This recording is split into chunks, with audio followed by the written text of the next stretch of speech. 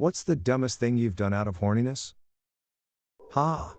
Back when Wi-Fi was pretty new and there were many networks that had no password, you could connect to someone's random internet. He was a super horny teen, maybe 18 because I was driving at that point. I really wanted to watch porn at that exact moment and knock one out. I drove slowly through a neighborhood until an unsecured network popped up on my laptop, and I beat off super fast. Pretty ridiculous now that I think about it. I was 19 and really drunk, visiting a friend of a friend in Kamloops. Was about to hook up with a girl when she reminded me to use protection. I didn't have any. Ran about 200 yards to the corner store in my boxers to buy some, then ran back. Then got whiskey dick and passed out on the couch alone. Yeah, the power of boners is sometimes fickle. This isn't even the worst part of that trip. I broke a toilet, got kicked out of a nightclub, spent about 27 minutes of a 3-day trip sober, and sprayed a balcony full of people with my own poop. 10 tenths. Great time. Jerked off in the top bunk of the camper while everyone was sleeping. Definitely rocked the thing a little, and then I soiled a dishcloth that made a cameo during breakfast co-starring my grandpa, who threw it straight in the trash.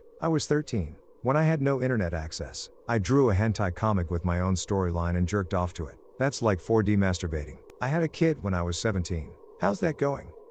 Honestly, it sucked in my late teens and early 20s, but I got it together eventually. He was a wonderful kid. I don't remember how old I was. Somewhere around 16, I think. I had an MP3 player and a computer. The computer was in my shared bedroom. I wanted to wank to some hentai, but didn't want to disturb anyone else living with me. So I took a short hentai clip I had downloaded and converted it to audio only. Then, I put it on the MP3 player so I could wank in the closet, sort of also my bedroom. Didn't have a computer, but it did have my bed, and got ready for a nice thrashing of my dick. For some strange reason, there were random audio blasts every second or two in the hentai audio. It would be girl moaning with random screeches of sound. So I Googled how to edit audio, downloaded Audacity, and basically lowered the volume of those sound blasts. Then I proceeded to have my right hand give me joy. TLDR, I learned how to download video, convert to audio, and remove audio glitches just because I wanted to jerk off to a hentai girl moaning in private. Is this dumb?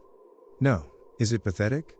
Yes. The power of boners can sometimes grant a lucky man a new skill. An old friend of mine cheated on his girl frequently. When they broke up, I hooked up with her. Turns out they didn't exactly break up. She tried to kill herself. He tried to kick my ass. I lost my friends and we all got an STD. Crazy really does make you crazy. Jacked off in the church bathroom when visiting my cousin. Not proud of it. At 13, I was camping with a buddy and his family, and there was a girl at a neighboring camp that was very flirty. We played truth or dare around the campfire. Practically a metal drum. She dared me to touch the metal and she'd flash me her nether region. I did it. She did it. Next day my whole palm was a blister. Stuck my dick in the middle of a rolled up sleeping bag. I am not proud of that. I donated blood in high school because a beautiful girl convinced me to. Not really that dumb, but I've never stopped getting emails asking to donate blood more. When I was 20, my parents and younger brother had gone away for the weekend, so I invited my girlfriend over to our house for a night of passion. I had this great idea of dragging a mattress onto the roof so we could make love under the stars. I dragged the mattress through a second floor window and up a sloping section of the roof. The roof was corrugated metal with bolts sticking out in the corrugations every meter or so.